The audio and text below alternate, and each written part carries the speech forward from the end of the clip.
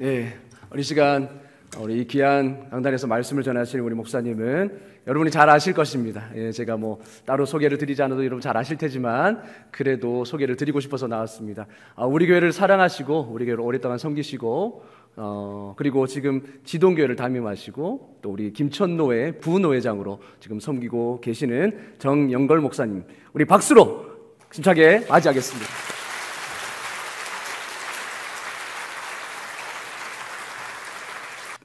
하나님 아버지 감사합니다.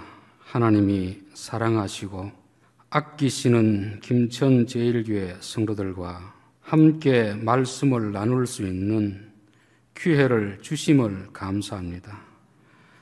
또한 하나님께서 부족한 종을 통하여서 우리 성도들에게 하실 말씀이 있기 때문에 저를 보낸 줄 믿습니다. 담대하게 주의 말씀을 전하는 종이 되게 하시고 듣는 자들의 마음에 귀를 열어주셔서 이 말씀이 생명의 떡이 되게 하시고 진리의 빛이 되게 도와주시옵소서.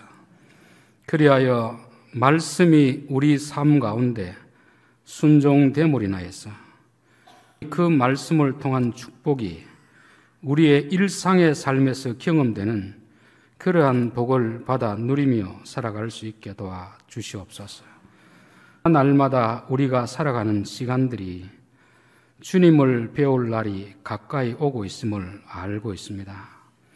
시간은 가까워지는데 우리의 마음의 거리는 멀어지고 있는 것은 아닌지 우리 자신을 돌아보게 하시고 시간이 가까워올수록 우리의 마음의 거리도 주님을 가까이 할 수 있는 저희들 되게 도와주시옵소서.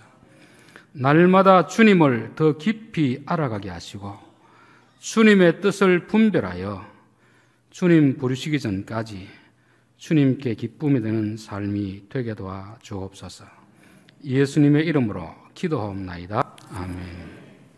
보름 전에 장 목사님으로부터 설교 부탁을 받고 그때부터 고민이 되었습니다. 무슨 말씀을 나누어야 될까? 하나님은 저를 통해서 무슨 말씀을 하시기를 원하실까? 2주를 고민하다 보니까 설교 내용이 좀 많아졌습니다. 그래서 지금 걱정 안 하셔도 됩니다. 시간 내에 끝낼 것이고 끝내는데 내용이 뭔가 좀 결론이 지어지지 않는다 싶으시면 시간을 연장해서라도 계속 해주십시오. 이런 반응을 보이면 끝까지 하고 그런 반응이 없으면 준비한 것에 반이 되든 3분의 1이 되든까지 시간에 맞추어서 끝내드리도록 하겠습니다. 그리고 이제 교인들에 대해서는 말씀을 준비했는데 또 며칠 전에 갑자기 그런 생각이 들었습니다.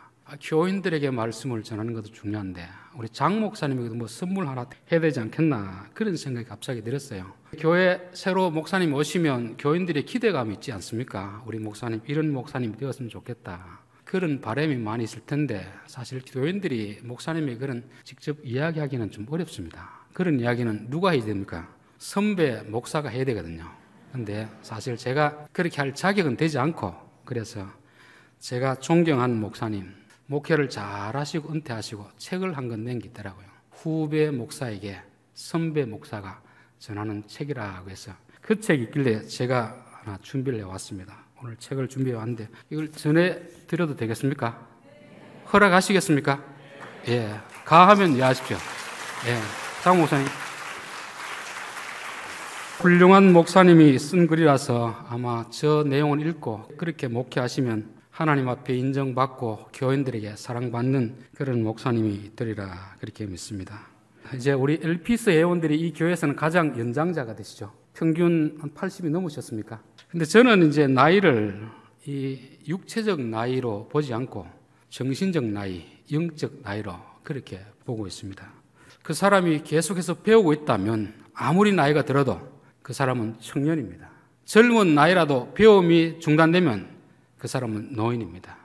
그래서 저는 우리 성도들은 항상 청년으로 살아간다 그런 생각이 듭니다. 왜냐하면 늘 와서 말씀을 배우잖아요. 배움이 끊어지면 뇌 기능이 멈추는 것이고 죽음을 향하게 치닫게 되는 것입니다. 저는 목사가 되어서 가장 행복한 것이 계속해서 책을 보고 배움의 자리에 있을 수 있다는 것이 너무너무 감사가 됩니다. 그래서 우리 성도들도 항상 배움의 자세로 살아가신다면 이 몸은 좀 늙더라도 마음은 날로 새로워지리라 그렇게 믿습니다. 그래서 어제보다는 오늘이 나아야 되고 오늘보다는 내일이 나아야 됩니다. 육체는 시간이 지날수록 점점 낡고 후퇴하지만 정신적으로는 어제까지 깨닫지 못했던 말씀을 오늘 하나 깨달아야 됩니다. 오늘 이해되지 않는 그 말씀을 내일은 깨달아 가야 됩니다. 그리고 또 하나는 나이가 들수록 사람들은 점점 몸도 굳고 마음도 굳어집니다. 그래서 나이가 들면 사고가 굳어가지고 자기 고집에 쌓여서 더 이상 대화가 안 됩니다. 그런 나이가 들어도 대화가 되는 사람이 있습니다. 자기의 잘못을 알게 되면 고치는 사람이 있습니다. 이 사람이 바로 청년입니다. 저는 성도들은 항상 하나님의 말씀을 거울 삼아가지고 우리 자신을 비추어 보잖아요. 지금까지 내가 옳다고 생각했던 그것이 하나님의 말씀에 비추어 봤을 때 잘못되었다 싶으면 즉시로 바꿀 수 있는 이런 마음의 유연함이 있으면 그 사람은 청년이라 저는 그렇게 믿습니다. 우리 LPS 회원들이 연세는 좀 많더라도 마음은 항상 청년으로 살아갈 수 있기를 바랍니다. 그런 측면에서 저는 청년입니다. 이제 올해 한갑이 됐는데 아마 마음은 장 목사님하고 비슷한 수준입니다. 항상 저는 배우기를 앞장서고 지금도 제게 잘못이 있으면 고치려고 몸부림을 치기 때문에 그렇습니다. 내가 옳다고 하는 것을 주장하지 않습니다. 나보다 더 옳은 사람의 주장이 있으면 지금까지 내가 붙들었던 것을 여지없이 버리고 새로운 것을 받아들일 수 있는 그 마음이 있기 때문에 저는 아직도 마음은 40대 청년입니다. 저는 우리 성도들이 그렇게 살아갈 수 있기를 바라겠습니다. 우리 LPS 회원들도 그렇게 살아갈 수 있기를 바라겠습니다. 사실 헌신 예배하면 뭔가 열심히 하자 이렇게 말씀을 드려야 되는데 저는 지금까지 헌신 예배를 하면서 뭘 하자 그렇게 한 적이 없습니다. 왜냐하면 헌신은 뭘 하는 게 중요한 게 아니거든요. 하나님의 뜻을 발견하는 것이 더 중요한 것입니다. 우리 누가복음 10장에 보면 마르다와 마리아 이야기 있지 않습니까? 헌신 예배 때 빠지지 않고 인용되는 단골 본문입니다. 거기서 마르다는 예수님이 오셨으니까 뭔가 내가 맛있는 것을 대접해야지 그 마음을 가지고 반찬도 많이 준비하려고 했습니다. 그런데 혼자 하다 보니까 일손이 좀 부족합니다. 예수님 앞에 가서 예수님 좀 마리아 보고 좀 도와주러 하십시오. 그럴 때 예수님이 너 왜 그리 많은 일로 걱정거지 마느냐. 할 수 있는 몇 가지만 하든지 한 가지만 해라. 한 가지. 이 마리아는 그 좋은 것을 선택하였으니까 그냥 가만 두라는 것입니다. 우리는 헌신이라고 생각하면 내가 원하는 것을 하나님 앞에 해드리면 하나님이 기뻐할 줄 알았습니다. 마르다는 자기가 기뻐하는 일을 하면 좀 더 맛있는 반찬, 맛있는 음식을 준비해서 드리면 예수님이 기뻐할 줄 알았습니다. 칭찬은 그냥 책망을 들었습니다. 누가 칭찬 들었죠? 마리아가 칭찬 들었습니다. 예수님은 그 집에 지금 음식 얻어먹기 위해서 온 것이 아닙니다. 예수님의 입에서 오는 말씀의 떡을 주시기를 원해서 왔는데 정작 마르다는 거기에는 관심이 없고 자기가 뭔가 해서 주님께 대접하려고 했던 것입니다. 우리의 헌신이라는 것은 내가 원하는 기준에서 주님께 해드리는 게 아닙니다. 주님이 우리에게 말씀을 떡을 제공하실 때 우리는 기쁨으로 그 떡을 먹는 것입니다. 그리고 즐기는 것이죠.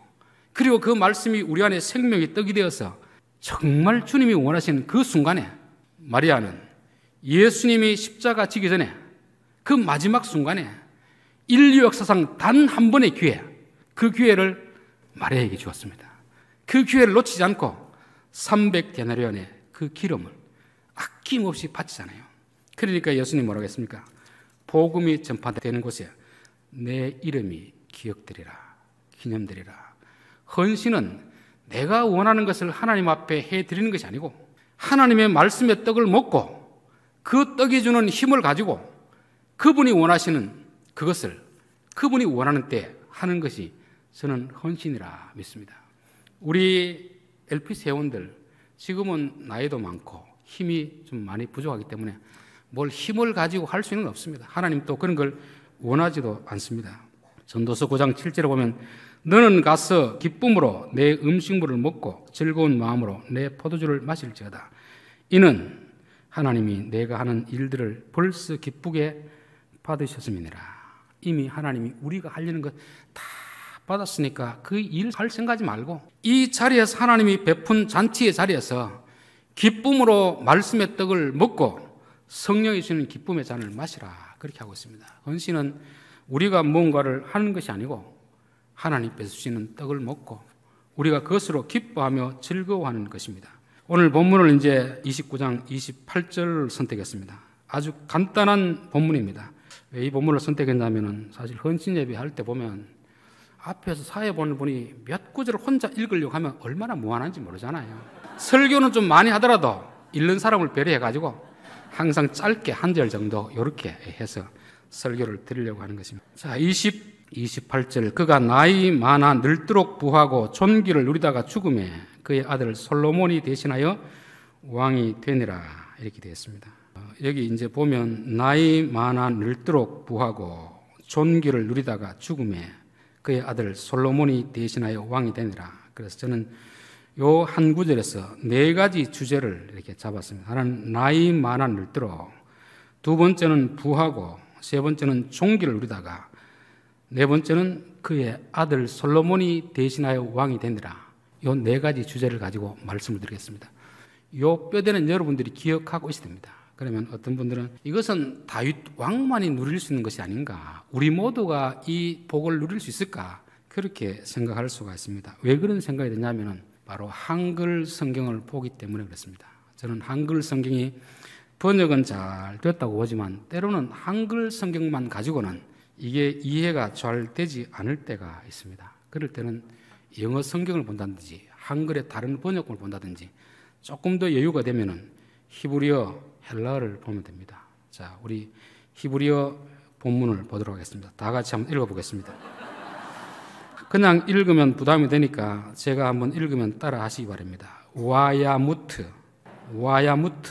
그가 죽었다는 말입니다. 베쉐바, 요거는 백발이라는 뜻입니다. 백발인데 주로 나이가 많다는 거죠.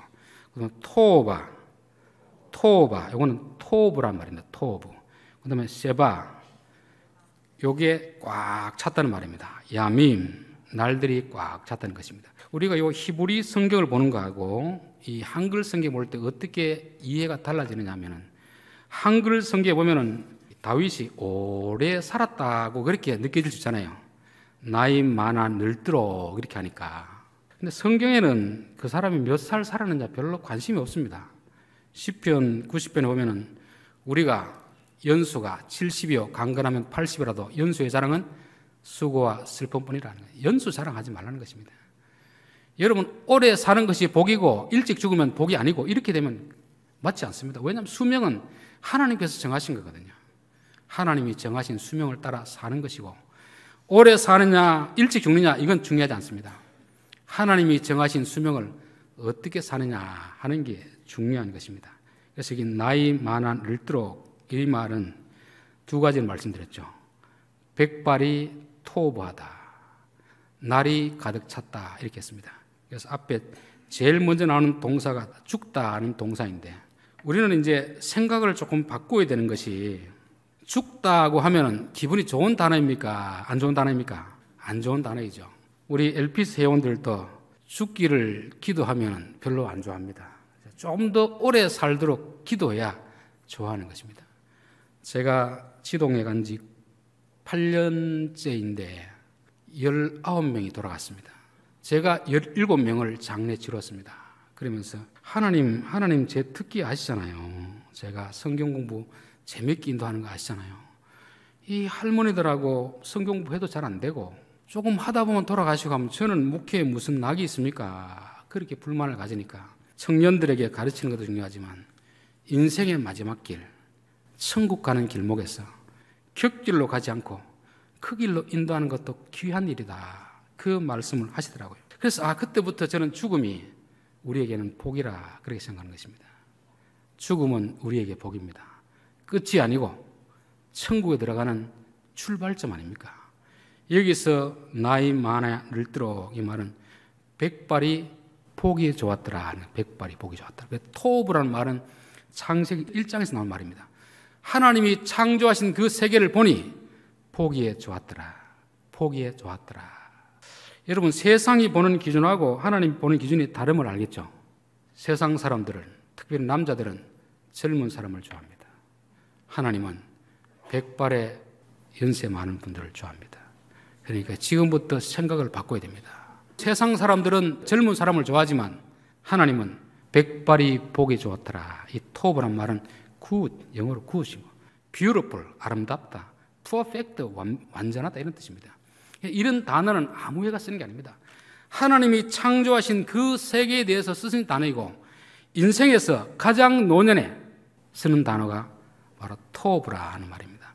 그 백발이 보기에 좋았더라 그렇게 말씀하고 있습니다. 그래서 우리 엘피스 회원들은 거울에 내 얼굴에 비친 것을 보면 왜 주름이 많고 또 귀도 어둡고 눈도 잘 보이지 않고 그럴 때 비관적으로 생각할 필요가 없습니다. 하나님께서 가장 보기 좋게 여기시는 것입니다. 젊은 성도들에게는 좀 죄송한 말씀이지만 하나님은 나이 드신 날이 꽉 찬 그런 분들을 더 좋다 여기시는 것입니다. 이게 이제 나무로 말하면 과일이 젊은 사람 아직까지 풋풋한 풋내가 나서 맛이 들지 않는 그런 과일이라고 한다면 우리 엘피스 회원들은 잘 익어서 하나님 곧 수확에 갈 그럴 때가 다 되었다는 것입니다. 그러니까 남은 생애를 어떻게 살아야 되겠습니까? 야, 하나님 나를 이렇게 이뻐하시는구나. 나를 정말 이렇게 좋아하시는구나. 비록 주름살이 많고 머리는 휘졌다 할지라도 하나님은 나를 이렇게 귀하게 보시는구나. 그래서 저는 연로하신 분을 볼 때마다 남은 생에 비관적으로 살지 마시고 이제 주님 앞에 설 날이 가까우고 있습니다. 그러니까 마음의 단장을 잘하고 주님이 오라 하시면 기쁘게 가십시오. 기쁘게. 오래 살기를 원할 필요 없습니다. 날이 다 찼으면 과일이 다 익었으면 하나님이 따가야 되잖아요. 여기 뭐 연연하게 할 필요가 없지 않습니까? 그래서 저는 우리 성도들에게 나이 드신 분들이 지금 70 넘으신 분들이 반 이상 넘습니다. 그래서 몇 년이 지나면 다 돌아가실 뿐이지만 그래도 항상 남아있는 기간은 정말 소중한 기간 아닙니까? 가고 싶은데 아직도 하나님 부르시지 않는 이유는 조금 덜 익었다. 아직도 조금 덜 익었으니까 마음의 단장을 하고 준비가 다 되면 내가 부를 테니까 그때는 기쁨을 오라 그런 뜻이 있습니다. 절대 내가 몸이 약하다고 해서 병이 들었다고 해서 실망할 필요가 없습니다. 하나님이 그 상태를 가장 좋게 보시는 것입니다. 여러분 과일이 다 익을 때는 잎이 다 말라 비틀어진 거 아시죠? 우리 마음에 있는 영혼이 정말 하나님 보시기에 날이 차고 다 익으면 우리의 몸은 자꾸 약해질 수밖에 없는 것입니다. 그래서 내 눈에 보이는 육체를 보면서 절망에 빠지지 마시고 내가 주님 앞에 설 날이 다 되어가는구나.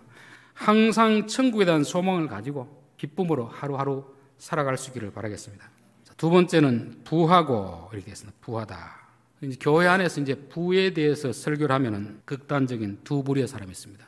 기복주의 신앙을 가진 사람들. 또 하나는 잘못된 청빈 사상을 가진 사람들입니다.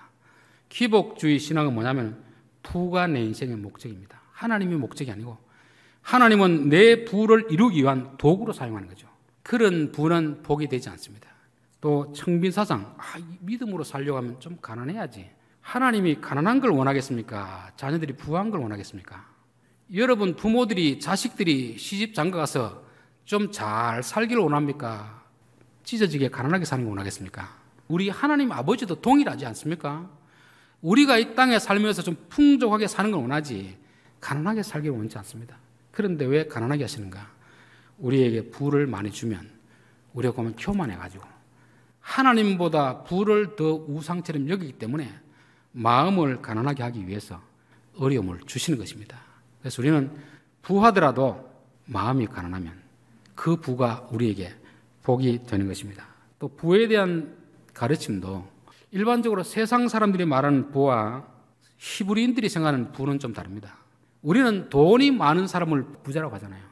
히브리인들은 돈이 많은 것도 부자이지만 능력이 많거나 지위가 높거나 지혜가 많은 것도 부입니다. 즉 남들보다 많이 가진 자가 부자입니다. 그러나 그 부자는 두 가지 종류가 있습니다. 어리석은 부자가 있고 지혜로운 부자가 있습니다. 내게 주어진 그 재능, 부, 능력, 지위를 가지고 약한 자들을 돕는 사람이 있고 약자들을 괴롭히는 사람이 있습니다. 내 힘을 가지고 약자의 것을 빼앗는 사람이 있는 거죠. 그런 사람에게는 그 부는, 능력, 지위는 복이 아니고 화가 되는 것입니다. 그래서 믿음의 사람들을 보면 하나님이 부자로 살게 했습니다. 아브라함, 다윗, 이삭 다 부자로 살게 했습니다. 그런데 그들의 특징은 뭡니까? 돈이 그들의 인생의 목적이 아니었습니다. 아브라함이 롯과 다툼이 생겼을 때 돈 때문에 싸웁니까? 양보합니까? 양보해버리잖아요.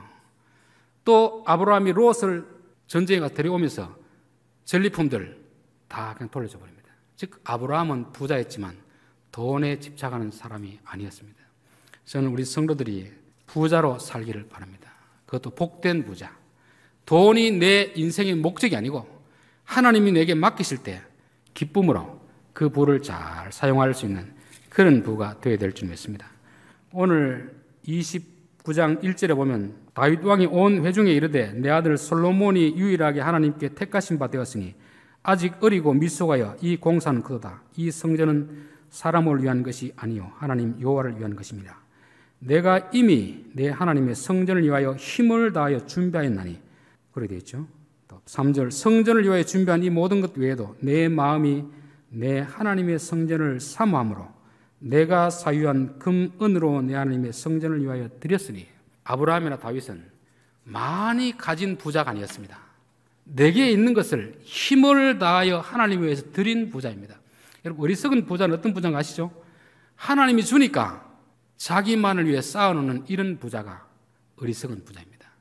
믿음의 사람들의 부자는 하나님이 내게 주신 것을 하나님을 위하여 드리고 이웃을 위해 드릴 줄 아는, 그래서 성경의 부자는 많이 소유한 부자가 아니고 많이 베푸는 부자가 진짜 부자이라는 것을 말씀하고 있습니다.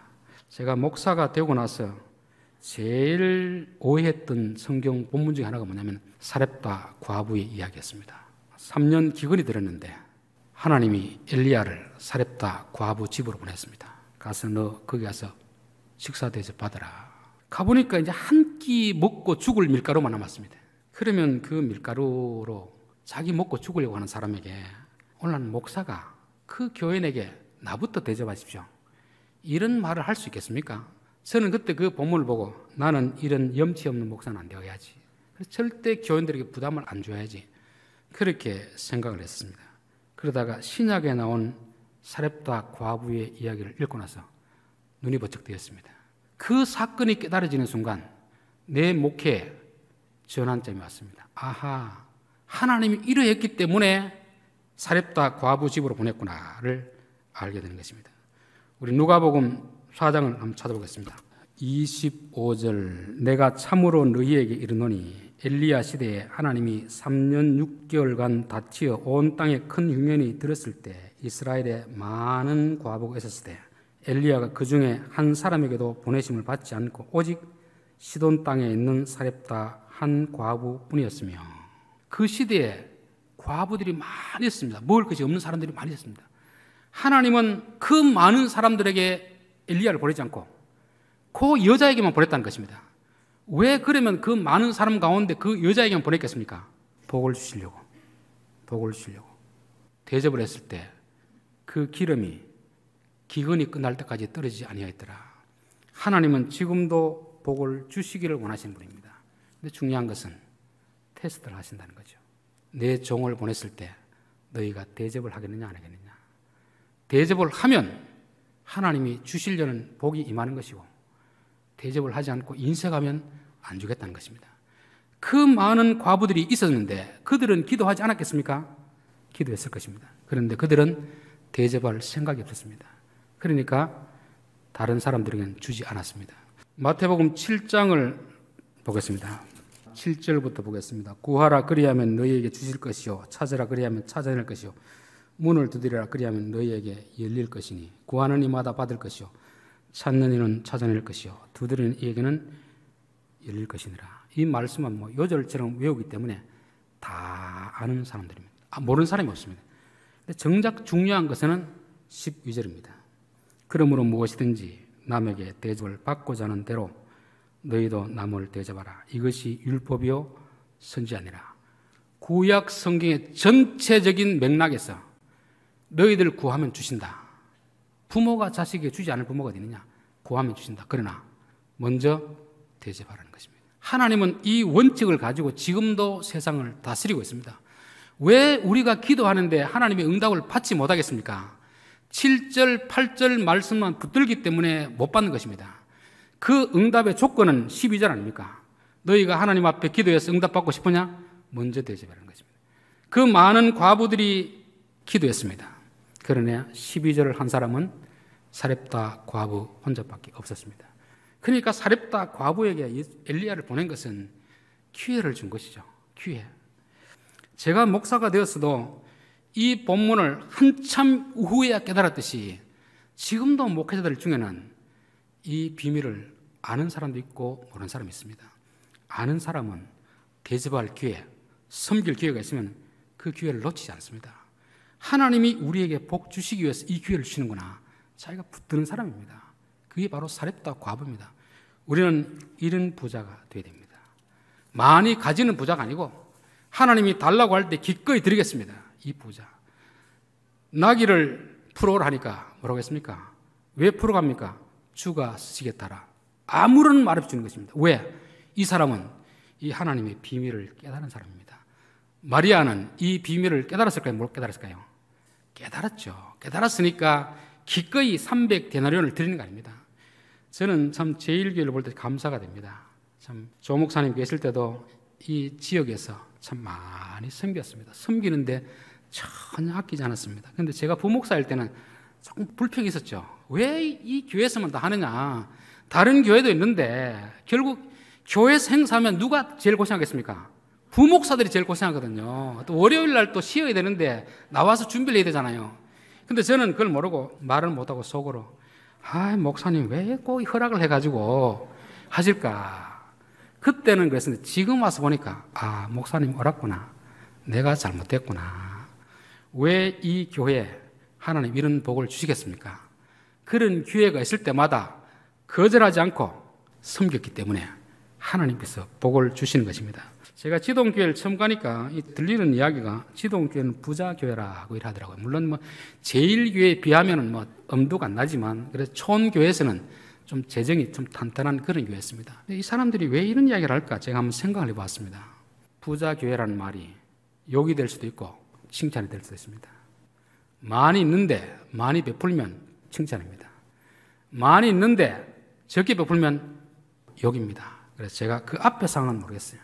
그 지역에서는 그래도 좀 재정이 탄탄한데 강사들 왔을 때 선교사님 왔을 때 사례 주는 거 보니까 거의 비슷하게 주더라고요.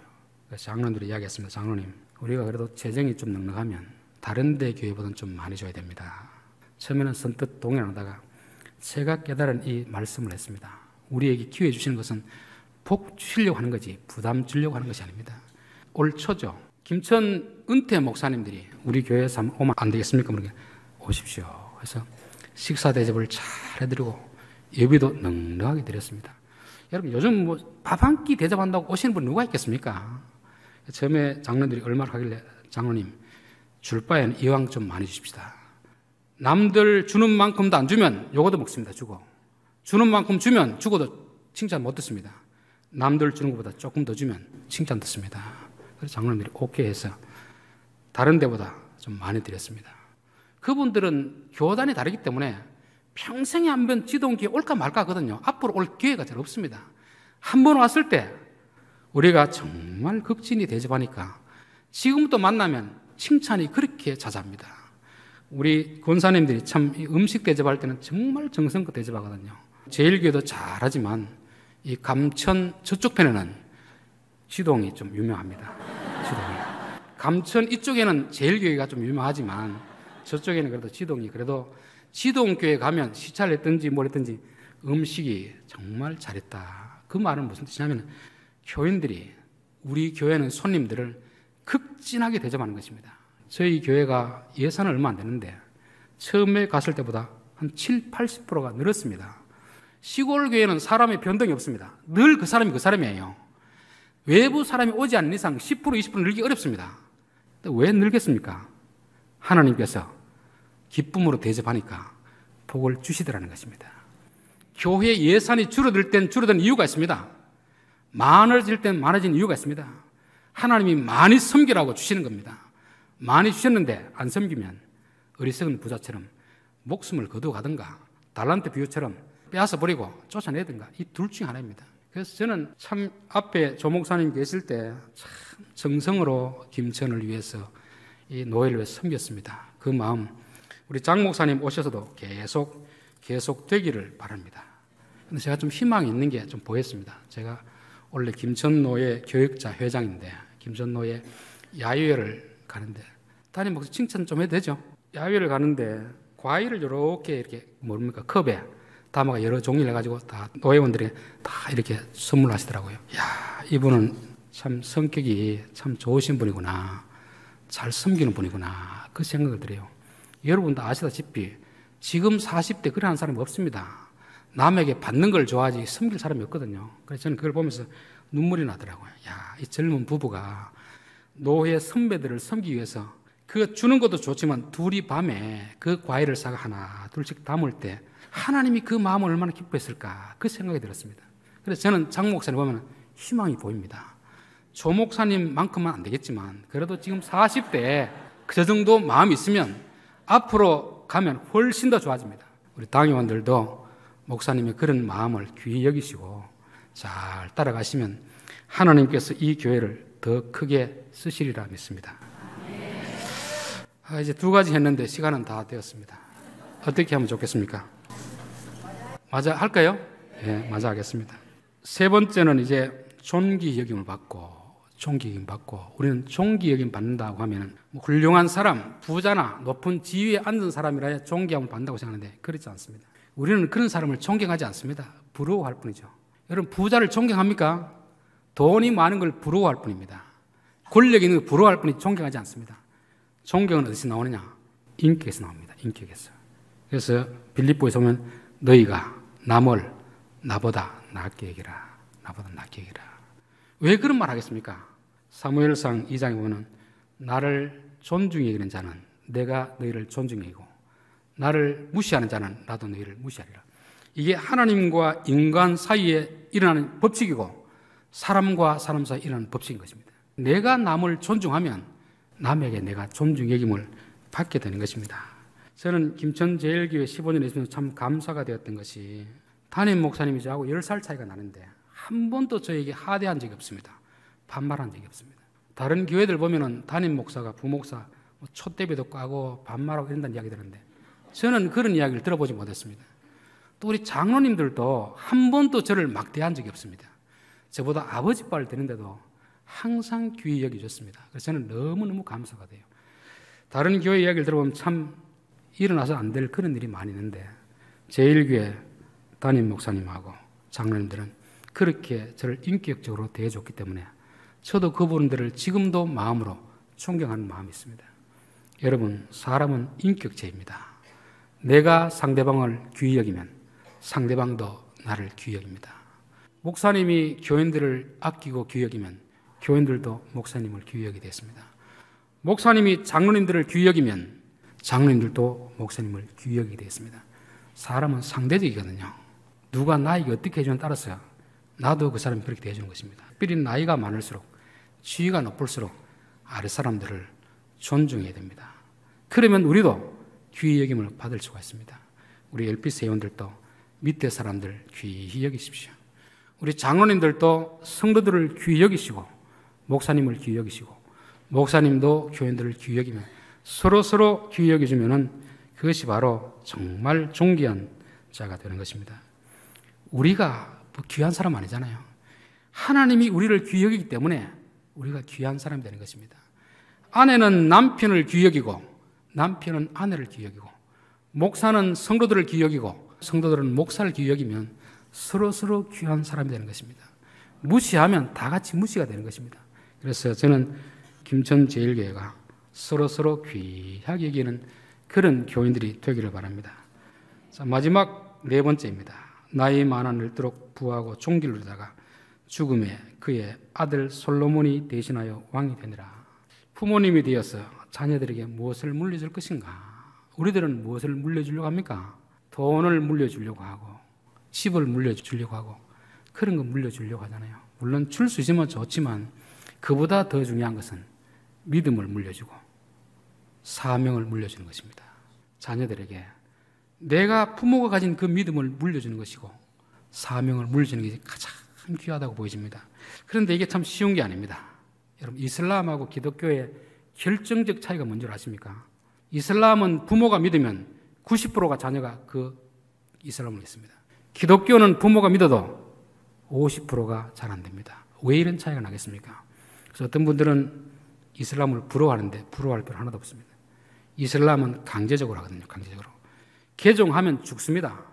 진정한 신앙이 아니고 강요해서 된 신앙이기 때문에 그 강요, 그게 없어지면 언제든지 벗어나는 것입니다.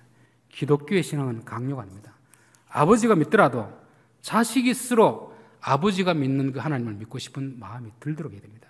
그러니까 우리 기독교인들은 내가 믿음 있지만 자녀들에게 믿음을 심어주기가 참 어렵습니다.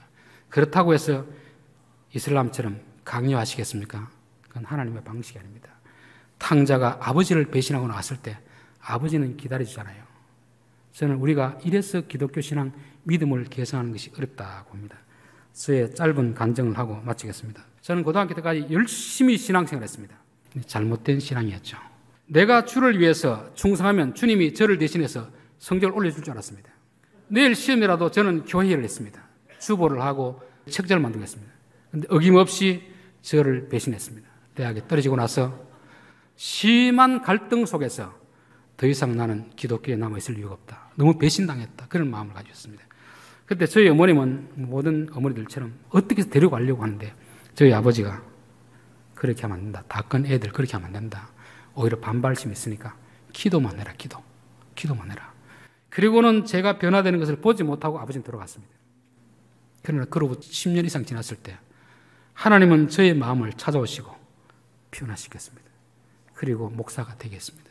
그것은 이슬람처럼 했더라면 저는 더 멀리 갔을 것입니다. 저희 어머니는 아버지의 유언 같은 말씀을 듣고 철저하게 탕자의 아버지 같은 그 마음으로 우리 하나님의 마음으로 참고 기다려주시면서 이 일은 하나님이 해주셔야 됩니다.